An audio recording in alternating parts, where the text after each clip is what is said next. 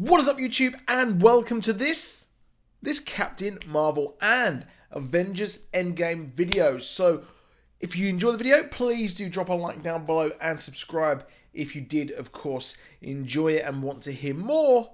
Well, from me, it's literally just little old me. But I saw Captain Marvel last night and I absolutely had a lot of fun. I enjoyed watching the movie. It was incredibly flawed, and really it needed to make up its mind really on what movie was it going to be. Was it going to be a Terminator style movie? Was it going to be a Lethal Weapon style buddy comedy? Was it going to be simply a G.I. Jane style movie? And really that's where the problems lied with the movie.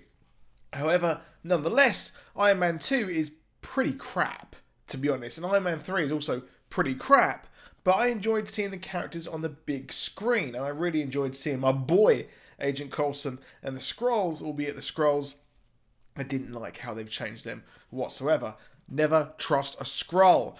But we have got some interesting things to talk about here. We've got a scene description that was shown at a Disney shareholder meeting. But first, let's discuss how she will be featured in Avengers Endgame. That is, Carol Danvers. Now, there will be spoilers throughout this movie, video even. But what we've got here is the fact that the post-credit scene, we're going to ignore the whole thing with Goose being a flirkin and that. One interesting thing is that they have pocket dimensions inside them. So it'll be interesting to see if Goose actually eats the Infinity Gauntlet and they put it inside him and bring him back to Earth with that. That'd be pretty cool. That's just a very... ever since the whole cat scratching Nick Fury's eye, I definitely think that's probably actually going to happen. But what we've got here is the fact that Captain Marvel, in the other post-credit scene, has returned to Earth. And I did not expect this. I did not expect a kind of post-Infinity War kind of post-credit scene whatsoever. I did not expect that. It's the last thing, personally, I expected. What I thought we would see is her on a different planet, or maybe interacting with Ronan again, or possibly on some other random, maybe introducing another race to the MCU. But nonetheless, we got her pop up at the end of, well, the movie, and she is in Endgame. And I love the fact that she turned up and she's like, where's Fury? And I expect them to throw down. I expect some sort of throwdown possibly to happen if she thinks that they've killed him. But what is curious is that there was parts of the Avengers Endgame trailers which didn't match up.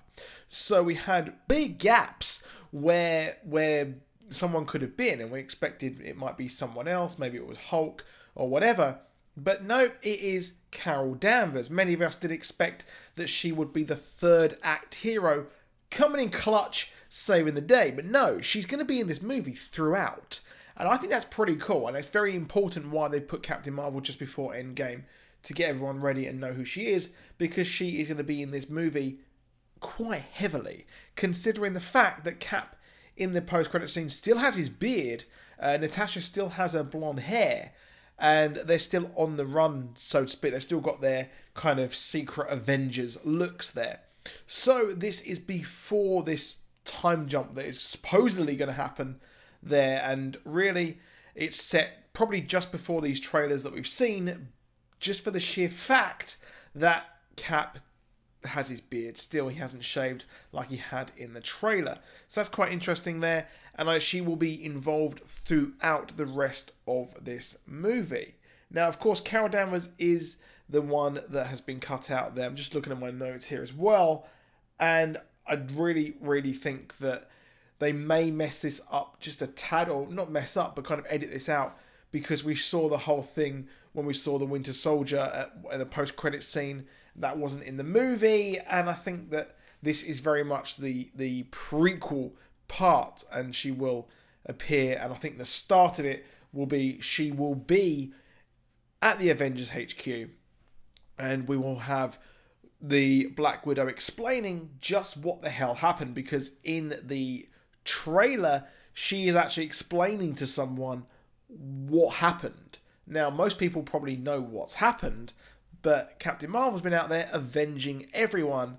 And you know what? I actually like the name that the Avengers came from her. I'm gonna put my cards on the table there. there, and I really did enjoy that. I like that idea. So that's curious there, the fact that she will be involved very heavily. Now, will she do time travel or whatever?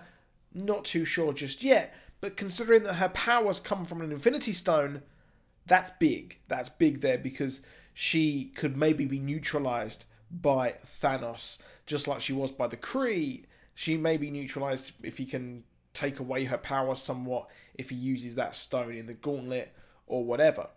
But what is interesting is that my theories here have more context behind it, because we had a Disney scene, scene shown at the Disney shareholders meeting, which was pretty cool. And what's interesting is that Nebula says that Thanos will go to the garden after Infinity War. So we now know that where he's going, his farm, is known as the Garden. And that is going to be quite a big thing, because what happened is Captain Marvel's going to say, let's go.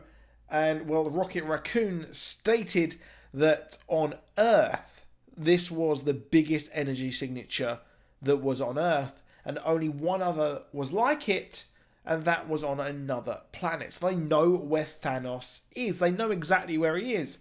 Now, I think that they're going to go straight forward to go and get him, but it's all going to go tits up. I think they're absolutely going to mess this up quite badly. And what is interesting is that, well, Bruce asks Captain Marvel where she was, and she says that she was off helping other planets who don't have the Avengers. I'm not sure I like that idea, because we had Captain Marvel appear on Earth, and she was like, "Oh, I've saved everyone. I'm going to go and help other people now." But Earth didn't have any Avengers yet, because she kind of went, I'm gonna go. My planet needs me. She proper straight up poochied out of there. So that's really weird. I'm not sure I like that idea, but it's interesting, and I think that they could do a Wonder Woman 2 where we could have a kind of in-between story. So it's in between the 90s and, well, 2019. So we could see her have a prequel sequel. We could see where she's gone all this time, or simply she'll be leading the Avengers straight up if Tony or Captain America actually dies. But we do also see that Rocket and Nebula, Black Widow and War Machine all go to space in the Milano. So after that, they all go there to try and fight Thanos, and that's not going to be good. But in this scene, Tony isn't mentioned, which is quite worrying, to be honest. I'm a bit worried there as to what is going on, because if Nebula has landed on Earth, she was, of course, with Tony. So where the hell has he gone? So they're the big mysteries there. But we know that Carol Danvers will be on Earth, and she will be joining up with the Avengers to fight here. And I'm interested to see where this time jump goes. And what would be curious is if she leads Alpha Flight. Now, this is a kind of a big kind of a big jump, I would say here, is the fact that if we have a time jump, what will she be doing? Well, they know now they have galactic threats, and of course she'll be like, oh yeah, there was this Kree Skrull war that happened. Yeah, I don't know if you heard of it, but I think that she might possibly be setting up her own Alpha Flight. And in the comics, she was the leader of Alpha Flight, and that was a very big part of the recent Marvel history, featured heavily in Civil War 2, the build-up to Secret Empire. So there's very big stuff there that could happen in this movie. Will it happen? Probably not. If they're going to do Alpha Flight, they're probably better off doing Sword and switching it up, because you've got Sword and Shield. But Shield, what the hell is actually going on with that? Because we've got the upcoming season, and we've got another season coming off the back of that as well. But I do think that Captain Marvel will be helping lead the charge there to go and fight Thanos. Will she be overpowered? Probably. But let's not forget that her powers come from the Tesseract, so they can be taken away. What I think will be interesting, maybe, is if Thanos actually leads up and tries to get a kind of cable of enemies again to stop them. But let me know what you think in the comments down below. I'd love to hear what you think. If you want to know more, follow me in the social media down below. and subscribe to the channel so don't miss a video. I'll hopefully try and get some more videos out this week. I know I've been a bit kind of lazy with updating the content, but you know, life finds a way, to quote a famous chaos theory philosopher. But I will see you soon, and goodbye.